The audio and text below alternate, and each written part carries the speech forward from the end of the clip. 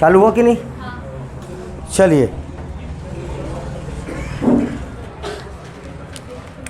इधर देखो ध्यान से, ये ऊपर का हिस्सा है आसाम राज्य का। कुछ असम पड़ेगा, देखो पहले इतने दूर तक मणिपुर,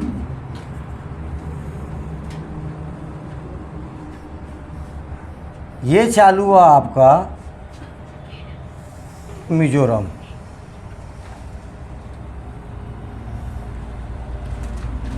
कौन सा स्टेट है? मिजोरम।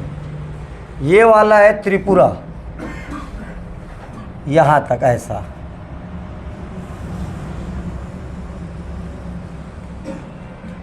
ये त्रिपुरा है। इस तरफ म्यांमार और इधर याद रखिएगा बांग्लादेश।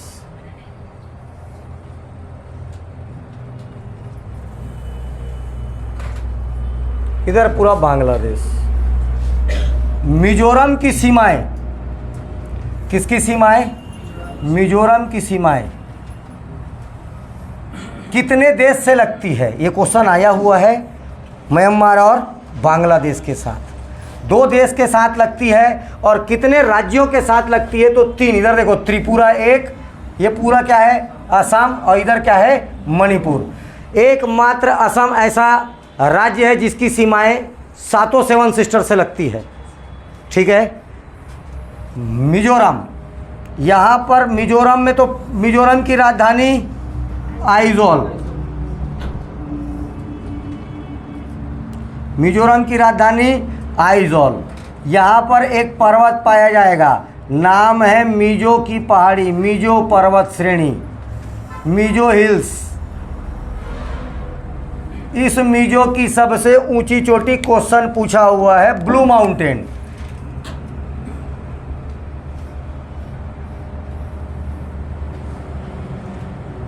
Blue mountain 2168 metre.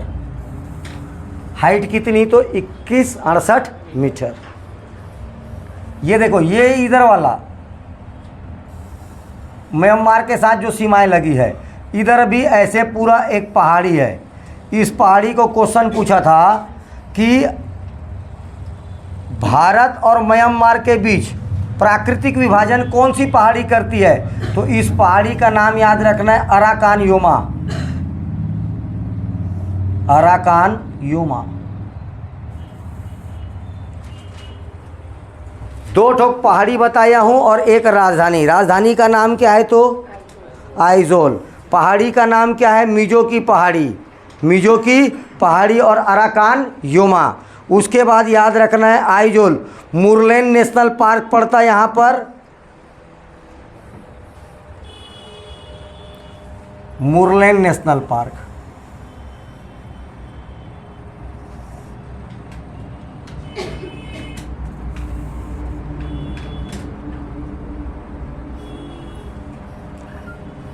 एक उटपुटांग नाम है।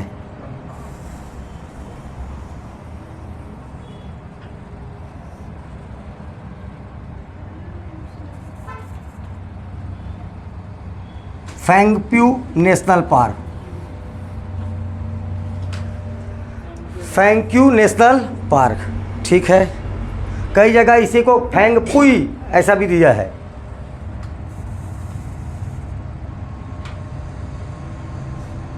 ये नेशनल पार्क है। 2 ठोक लेक याद रखना। झील, इसका नाम है पलक झील।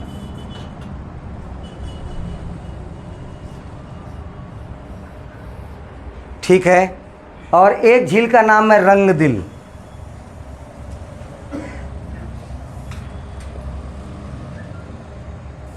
किसका है रे? कोई कौन कर रहा है उधर? बंद करो ना। बिना गाली खाए नहीं सुधरना है क्या? ठीक है।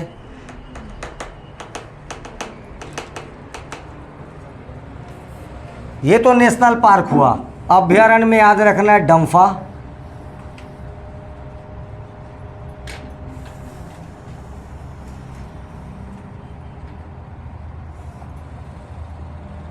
बस।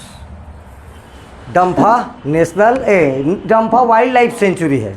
क्या है? डम्फा वाइल्ड लाइफ सेंचुरी है। और एक पक्षी अभ्यारण्य तावी पक्षी अभ्यारण्य है, एक बर्ड सेंचुरी है, तावी पक्षी अभ्यारण्य। बस इतना ही काम का चीज़ है यहाँ। तावी पक्षी अभ्यारण्य, तावी पक्षी अभ्यारण्य, तावी पक्षी अभ्यारण्य। देखिए, सबसे पहला बात तो याद रखना है 1972 में ये एक केंद्र शासित प्रदेश हुआ करता था। मिजोरम क्या हुआ करता था? 1972 में एक केंद्र शासित प्रदेश हुआ। क्या हुआ? तो केंद्र शासित प्रदेश। 1986 में Mizoram national front, Mizoram national front और भारत सरकार के बीच एक समझौता हुआ। कब? 1986 में। इसके तहत 1987 में मिजोरम को एक राज्य का दर्जा मिला। मिजोरम को क्या मिला? तो एक राज्य का दर्जा। कब मिला मिजोरम को राज्य का दर्जा? 1987 में ये भारत का 23वां राज्य बना। 1987 में एक राज्य बनता है। कौन से नंबर का राज्य? 23वां राज्य, 23rd। कौन से नंबर का? 23rd। 1972 में एक केंद्र शासित प्रदेश बना। उसके बाद बोला 86 में मिजोरम नेशनल फ्रंट और भारत सरकार के बीच क्या हुआ? एक समझौता हुआ, जिसके साथ 1987 में इसको क्या मिला? राज्य का दर्जा। ठीक है, क्या मिला इसको? राज्य का दर्जा।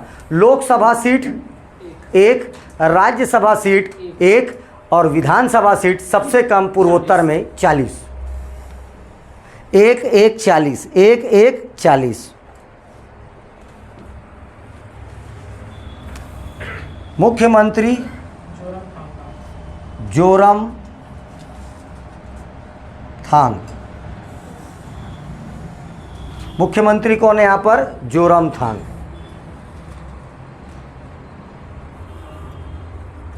ठीक है, चलिए अब ये इस पर हेडिंग डालिए।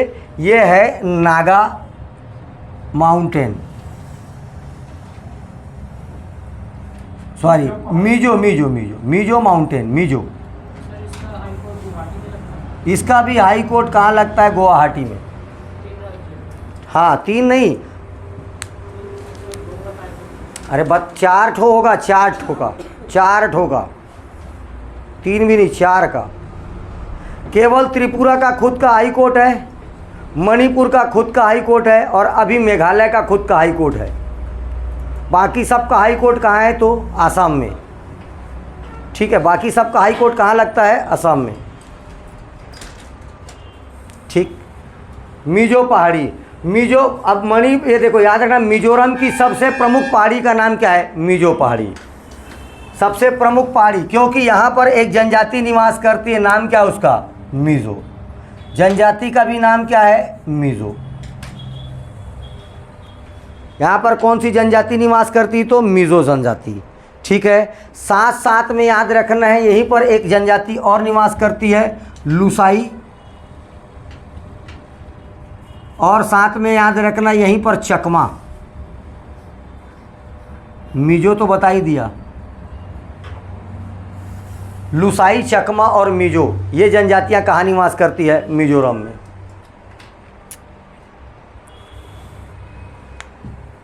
तो मिजो पहाड़ी किसके कारण नाम पड़ा? तो मिजो जनजाति के कारण इस पहाड़ी का नाम क्या पड़ा? मिजो पहाड़ी।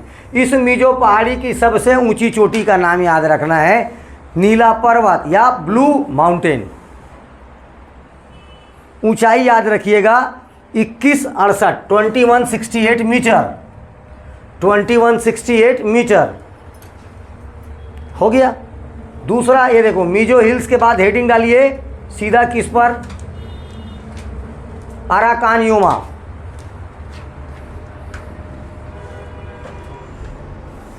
अराकानयुमा। अराक लिखिए, अराकान योमा में, अराकान योमा कोई अलग पर्वत श्रेणी नहीं है, ये हिमालय का ही एक विस्तार है। अराकान योमा पर्वत श्रेणी कोई अलग से कोई माउंटेन रेंज नहीं है, ये हिमालय का ही ये क्या है, पूर्वोत्तर में विस्तार है।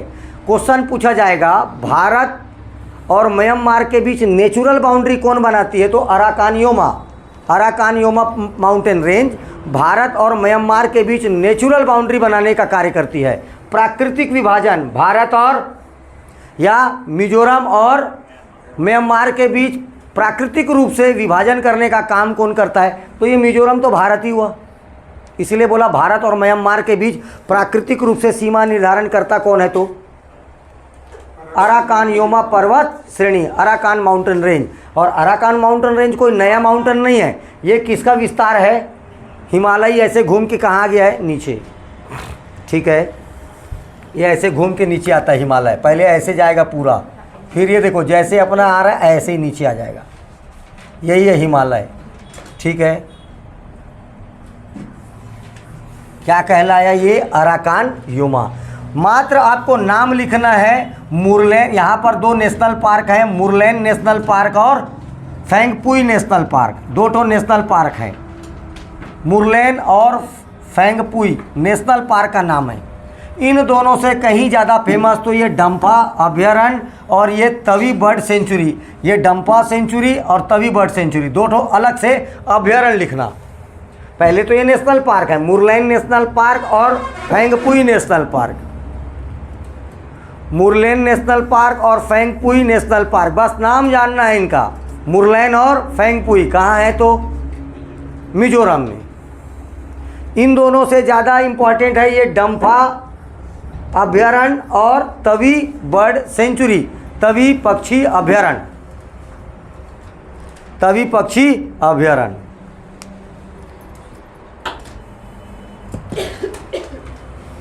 क्या बचा, दो ठो झील, यहाँ पर दो लेक है, एक का नाम है पलक और एक का नाम क्या है, रंगदिल। झील है, दो प्रसिद्ध झील है, एक का नाम क्या है पलक, दूसरे का नाम क्या है रंगदिल।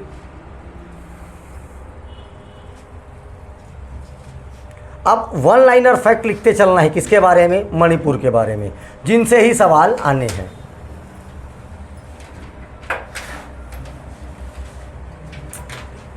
पहला पॉइंट लिखना, मिजोरम की सीमाएं दो देशों के साथ स्पर्श होती है, एक का नाम है बांग्लादेश और एक का क्या नाम है, तुम्हारा म्यांमार। तो इसकी सीमाएं म्यांमार के साथ एक और बांग्लादेश के साथ एक, दो तरफ से इसकी सीमा, दो देशों के साथ इसकी सीमाएं लगती है। देश में दो हो गए। राज्यों की बात करूंगा तो त्रिपुरा के साथ इसकी सीमाएं लग रही है, असम के साथ इसकी सीमाएं लग रही है, मणिपुर के साथ इसकी सीमाएं लग रही है। तो तीन राज्य,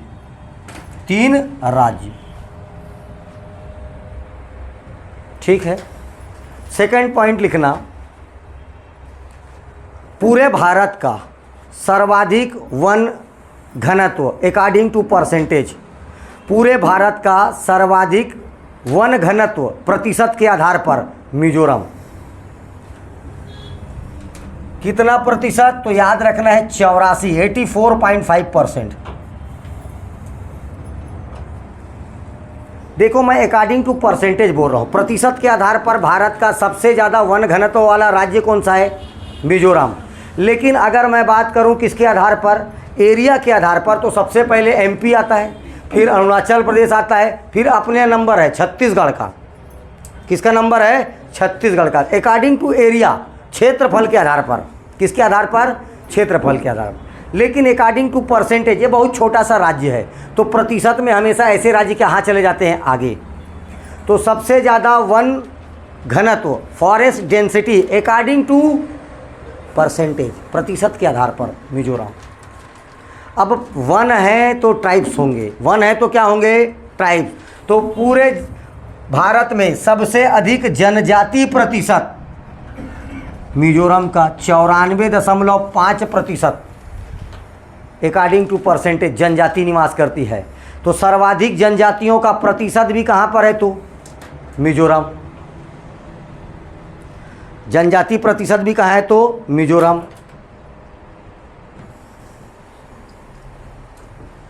ठीक है,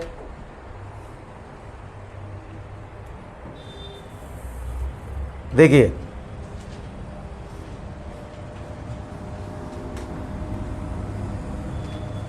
ये है 23 सही 1/2, मतलब इसको क्या बोलते हैं, कर्क रेखा। क्या बोला जाता है इसको, कर्क रेखा। तो 23.5 डिग्री उत्तरी अक्षांश रेखा, ब्रैकेट में लिखिए कर्क रेखा, पूर्वोत्तर के 2 राज्यों से होकर गुजरता है, एक त्रिपुरा और दूसरा मिजोरम। तो मिजोरम के बारे में लिखिए, मिजोरम से कर्क रेखा होकर गुजरती है। मिजोरम से क्या होकर गुजरता है, तो कर्क रेखा होकर गुजरती है।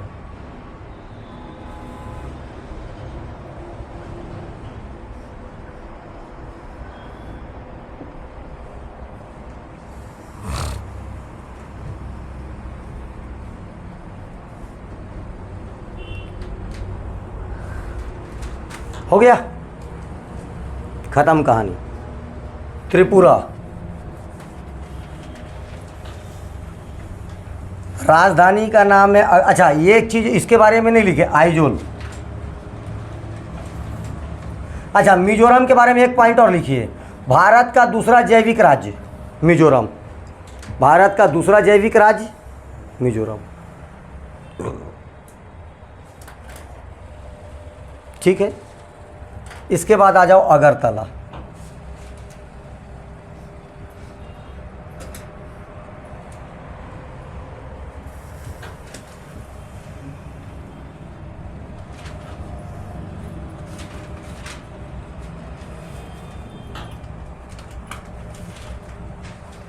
ये नदी को पूछा था, फेनी नदी कौन से राज्य में बहती है,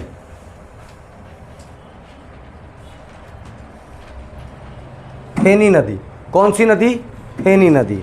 और एक और नदी बहती है यहाँ पर, उसका नाम है गुमटी। फेनी और गुमटी ये 2 नदियाँ यहाँ पर खास है। गुमटी, गोमती नहीं, गुमटी।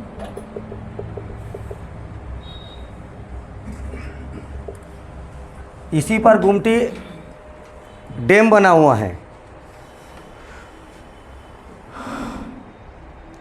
Clouded leopard national park,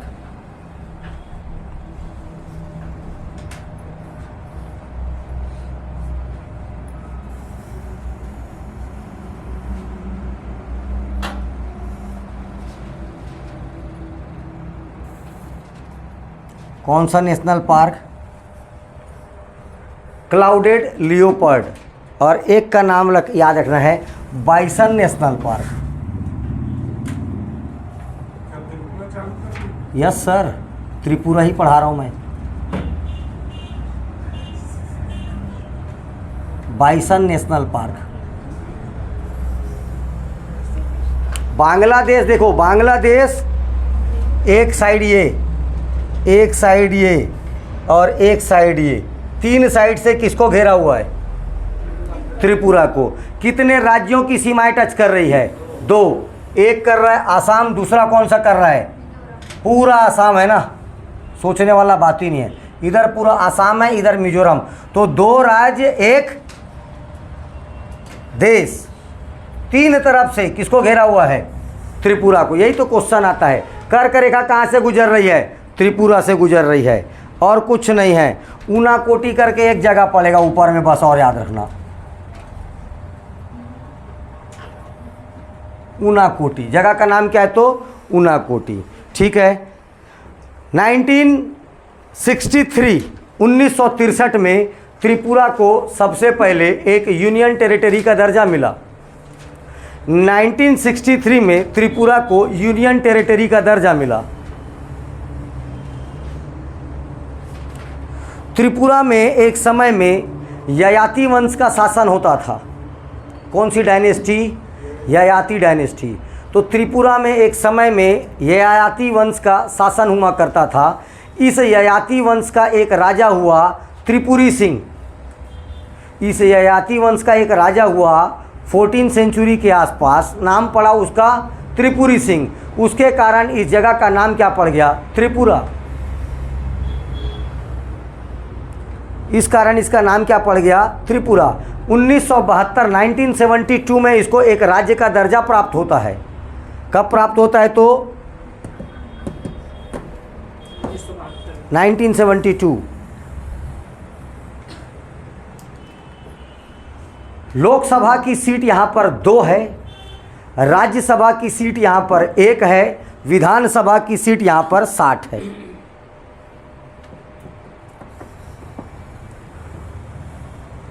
Lok Sabha 2, Rajya Sabha 1, विधानसभा 60।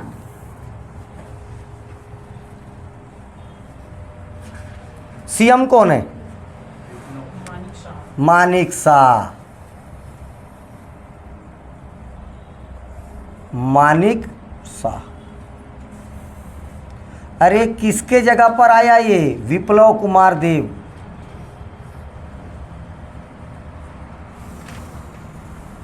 देव नहीं, देव। भाजपा से, बीजेपी। अरे क्या बोला पता है? अरे अभी बीजेपी तो त्रिपुरा में आया, अभी नेपाल में, बांग्लादेश में बीजेपी बनना बचा है बोल दिया था। विवाद, ठीक है, ये घोर विवादों में फंसा हुआ था। 4 ठो बड़ा बड़ा बयान दे दिया था ये। इस कारण थोड़ा सा, आप जानते हो, यही सब कारण। ये अपने घनघोर बयानों के लिए बहुत फेमस है। विप्लव कुमार देव। भुगतना क्या पड़ा? सीएम की कुर्सी गई।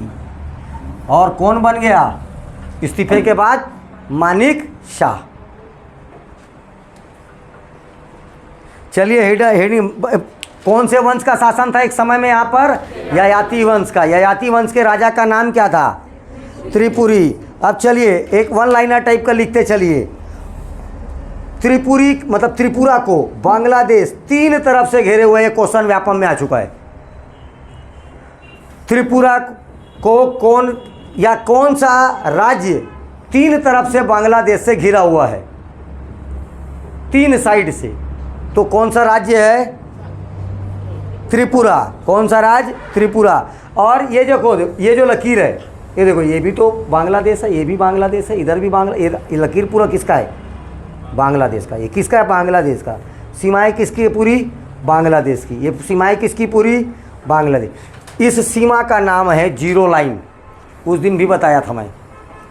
क्या नाम है इसका? Zero line.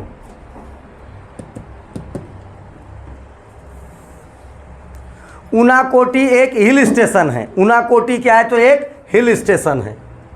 ये घूमने का टूरिस्ट प्लेस है ऊनाकोटी। ऊनाकोटी क्या है? एक हिल स्टेशन है।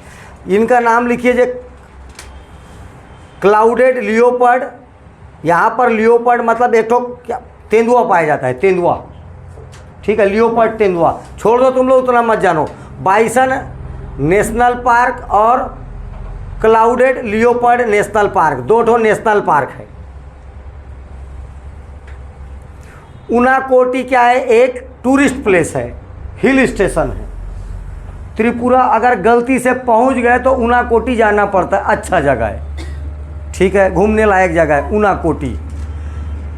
यहाँ पर 2 नदियाँ याद रखना है। क्वेश्चन केवल एक लाइन में का पूछा था, व्यापम वाला। बोलता है फेनी नदी किस राज्य में बहती है? तो फेनी नदी किस राज्य में बहती है? त्रिपुरा में। ये किसकी सहायक बनेगी आगे जाके? मेघना। किसकी? अब मेघना क्या है? तो गंगा और ब्रह्मपुत्र जब मिलते हैं तो नाम क्या पड़ता है? मेघना। तो ये किसकी सहायक है? मेघना की। साथ साथ गुमटी के बारे में भी याद रखना। गुमटी नदी भी किस राज्य में बहती है? तो पहला तो त्रिपुरा। त्रिपुरा के बाद कहाँ पहुँचती है? बांग्लादेश। गुमटी पर एक प्रोजेक्ट है, हाइड्रो पावर प्रोजेक्ट, नाम है गुमटी हाइड्रो पावर प्रोजेक्ट। गुमटी भी किसकी सहायक है? तो मेघना की। दोनों के लिए सेम बात, किसकी सहायक है? दोनों बहती है त्रिपुरा में, और दोनों सहायक किसकी है? ठीक। यहां पर एक डांस होता है त्रिपुरा का famous dance, Hojagiri. Hojagiri dance,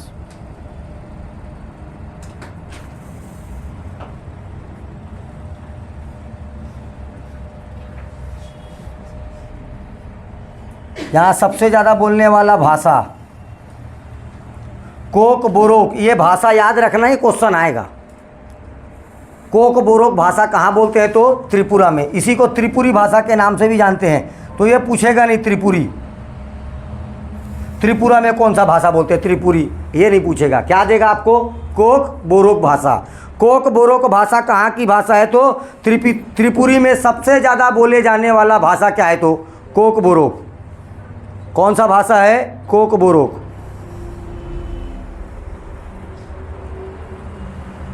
जनजाति, अभी इसके बारे में बहुत हाईलाइट हुआ था, ये ब्रू रियांग।